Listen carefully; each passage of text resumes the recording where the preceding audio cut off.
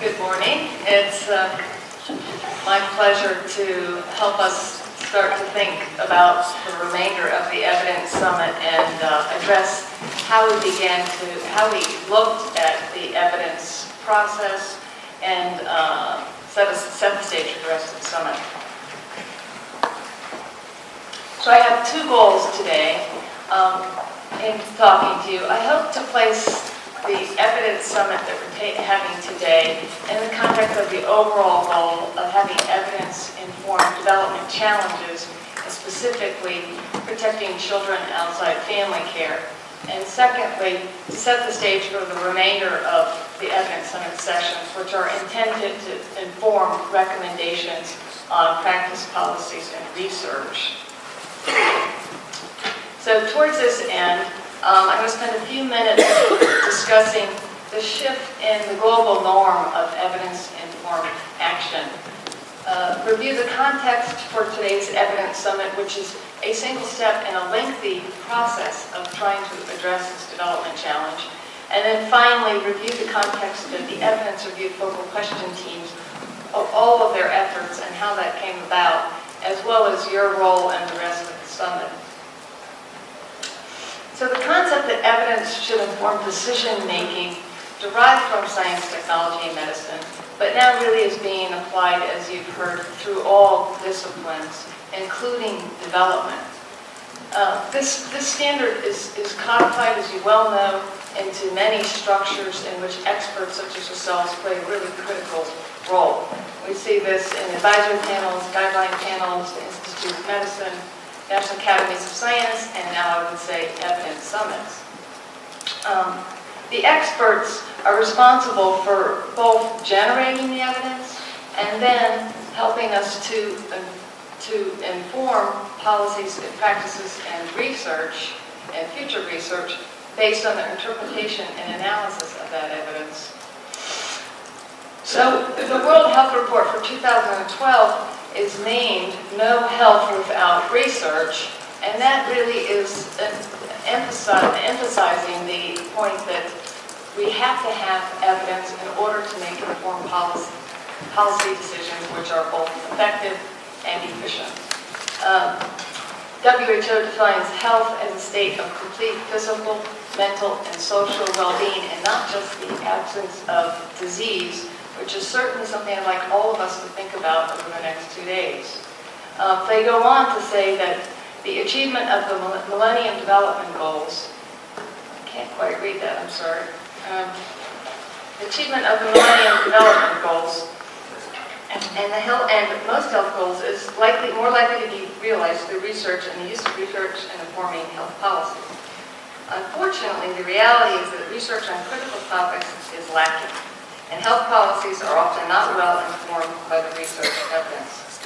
Poorly informed decision-making coupled with a lack of trust in research are some of the reasons why services sometimes fail to reach those most in need, and why health indicators may be off track, and why many countries are unlikely to meet the health MDGs. According to these statements, research is not informing critical topics necessary for us to reach the MDGs. In order for us to inform these topics, we have to know who we're informing and what they need to know.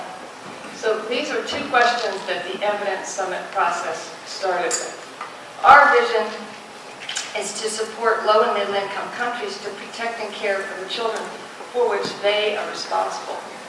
Towards this end, our goal has been to provide low and middle income countries with recommendations for country-owned, sustainable, effective systems to protect children outside family care, and for the U.S. government to provide policy recommendations, identify evidence gaps, and to inform a U.S. strategy to assist low and middle income countries in supporting these sustainable, effective systems to take care of children outside family care. So, knowing that we're trying to inform low and middle income countries, our core group sat down through many, I would say weeks and weeks of discussion to say, what do these countries really need to know to take care of children? And came up with 4 focal questions. The first, what systems and strategies are most effective in identifying and enumerating children outside family care?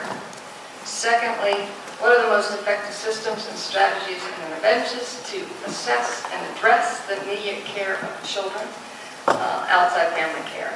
What system strategies and interventions are effective for the sustainable long-term care and protection of children with a history of living outside family care?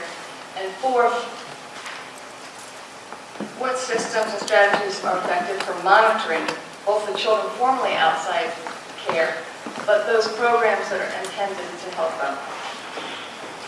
So the identification of the focal questions was really just the first step in a multi-step, lengthy process. This was followed by gathering of the evidence base, identification of willing experts. We held a pre-summit where we began to look at the evidence, discuss it, and form evidence review teams around the focal questions.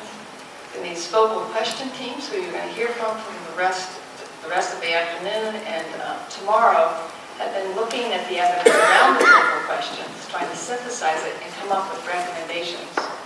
And then today, those of you in the room and those of you in the webinar are going to be giving us feedback on both the evidence and telling us what we're missing and the recommendations. Going forward from here, the focal question teams are going to take your feedback and advice, incorporate them into their papers, which will inform a new U.S. government strategy and principles, which we anticipate will be done by July 2012 and then implemented thereafter. So it will help you, I think, to understand how we approached the evidence as you provide feedback for us. Development challenges like protecting children outside family care are extraordinarily complex. As we've heard today from many people, they're inherently multidisciplinary. There are multiple facets to them, and it takes a lot of people in a room like this to really move the ball forward. The evidence is likewise complex.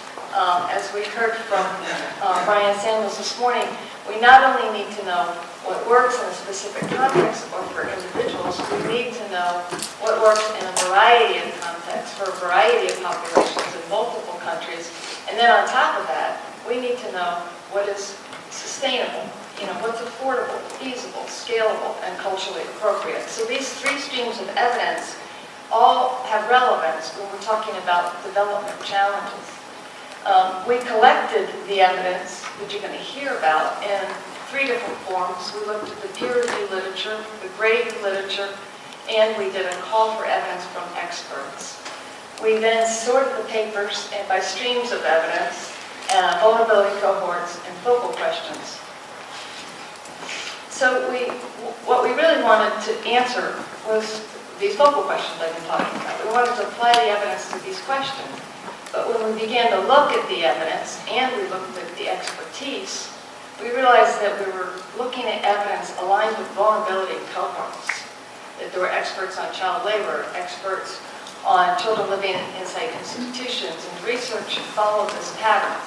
So it really gave credence to the WHO's statement that we haven't really been addressing the topics that low and middle-income countries need to know. So what we did was develop a matrix.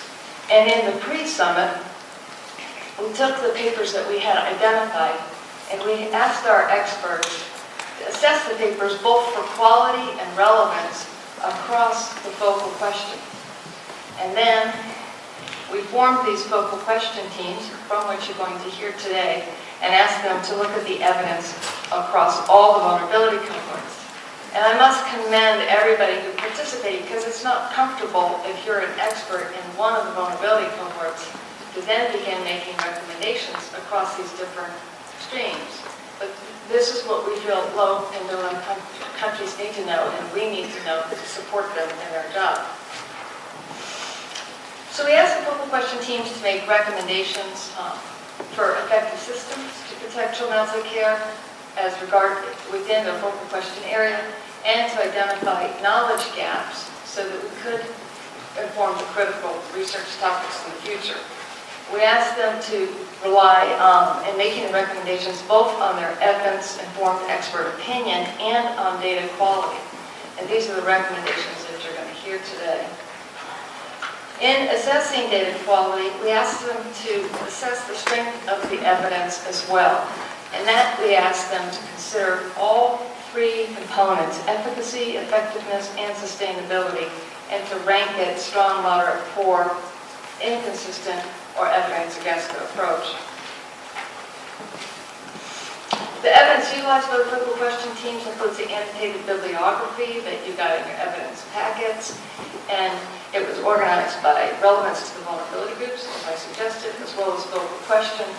And they also had the results of a quality review that our pre-summit experts had done on those 193 papers. They were encouraged to supplement the evidence by papers that they felt were missing and important and informative to the area, and the final bibliographies are in their papers. So what you're going to hear today and tomorrow is two presentations from each of those groups. The first will be a summary of an overview of the evidence they used in drafting their recommendations. And the second will be the recommendations themselves. And then finally, you're going to hear a presentation at the end of tomorrow afternoon from the Evidence to Action writing team on a draft paper on issues that we realized after the pre-summit cut across all different focal areas. So what we need from you really is your expert advice and your experience. This is a room full of academicians, policymakers, and development experts. And we really need your input on the work we've done heretofore. If we're missing evidence, please help us to identify that. Those of you who are participating in the webinar, we'd love to hear from you as well. You're going to be giving different colored cards, and if you could write that evidence on the yellow card, that will help us to identify which pile it goes in. We need feedback on the draft recommendations, including recommendations that you individually think that we may have missed, or that as we begin our interactive discussions that your small group thinks that we have missed.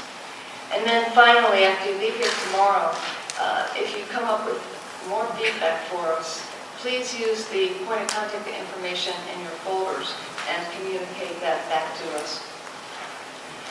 In addition to the Lancet summary, we anticipate publishing 5 to 6 journal publications, which will include each of the focal questions, the evidence synthesis and the recommendations, this evidence to action synthesis as well, and then ultimately the novel strategy. So I want to thank you, each of you, for participating. I really would encourage you to be interactive today. I want to acknowledge the hard work of the core team. I want to thank Bob Alston, who helped me a great deal in this whole review of evidence process. And I look forward to very productive afternoon and production tomorrow as well.